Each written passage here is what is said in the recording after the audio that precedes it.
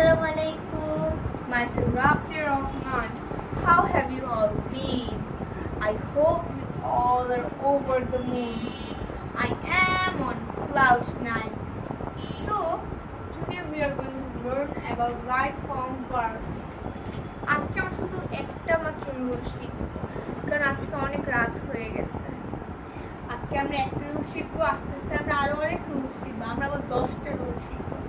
আজকে আমরা সবচেয়ে কমন রুলটা শিখবো, যেটা কমন হলেও অনেক এটাকে ভুল করে।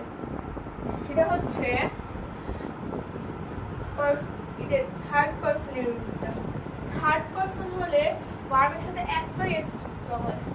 থার্ড পার্সন হলে ভার্বের সাথে এস বাই এস যুক্ত হয়।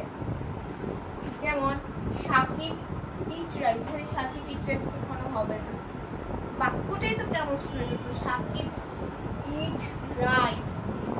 এটাকে বাক্যটাকে তো একটু সুন্দর মনে হচ্ছে না, লেখাটা কিন্তু সুন্দর হয় নাই, আমাদের শুদ্ধ করে লিখতে হবে। সাকিব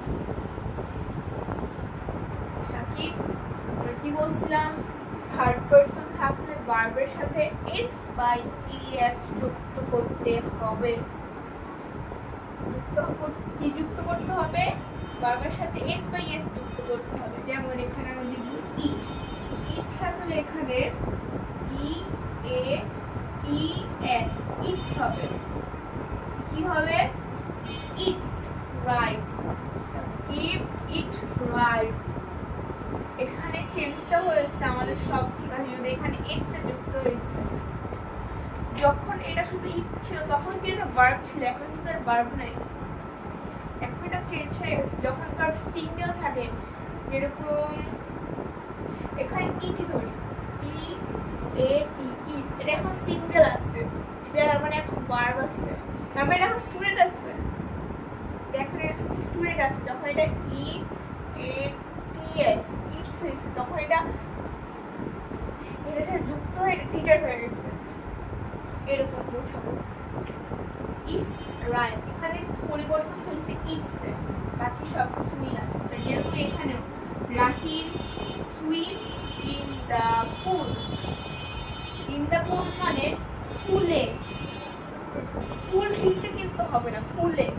রাহিম গোসল করে পুলে। এখানেও তো চেঞ্জ করতে হবে, এখানে বাক্যটা কেমন হয়ে গেল, অন্যরকম হয়ে গেল, অস্বাভাবিক বাক্য হয়ে গেল। যেমন যদি আমরা হর কি উপরে দিয়ে দেই আর লক্ষ্মী দিয়ে দেই, এটা অস্বাভাবিক হয়ে যাবে।